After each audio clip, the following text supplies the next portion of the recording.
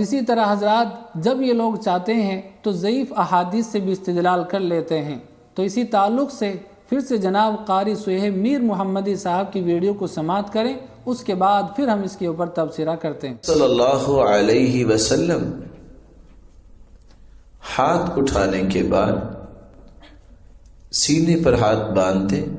طاؤس روایت کرتے ہیں کان رسول اللہ صلی اللہ علیہ وسلم يضع يده اليمنى على يده اليسرى ثم يشد بهما على صدره وهو في الصلاة۔ رسول اکرم صلی اللہ علیہ وسلم نماز میں اپنا دایاں ہاتھ بائیں ہاتھ پہ رکھتے،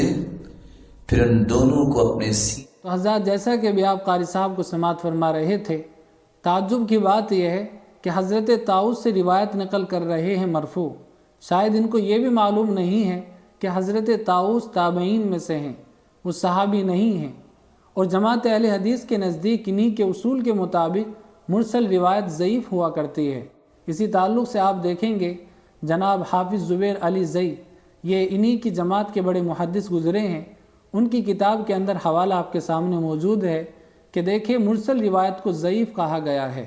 اور ضعیف روایت ان کے یہاں پر فضائل میں بھی ایکسیپٹڈ نہیں ہوتی، فضائل میں بھی قبول نہیں کی جاتی۔ اور اسی تعلق سے دوسرا حوالہ بھی آپ کے سامنے پیش کیا جا رہا ہے، اس کے اندر لکھا ہے کہ جمہور محدثین کے نزدیک تابعی کی مرسل روایت ہر لحاظ سے مردود ہوا کرتی ہے، اس کو قبول نہیں کیا جاتا۔ لیکن حضرات جب یہ لوگ چاہتے ہیں تو ضعیف حدیث سے بھی یہ لوگ استدلال کر لیتے ہیں۔ جیسا کہ آج کی اس گفتگو سے آپ کے سامنے واضح ہو چکا ہوگا کہ ان لوگوں کے لیے راہیں کھلی ہیں، جب یہ لوگ چاہیں تو حدیث کے الفاظ بدل دیں،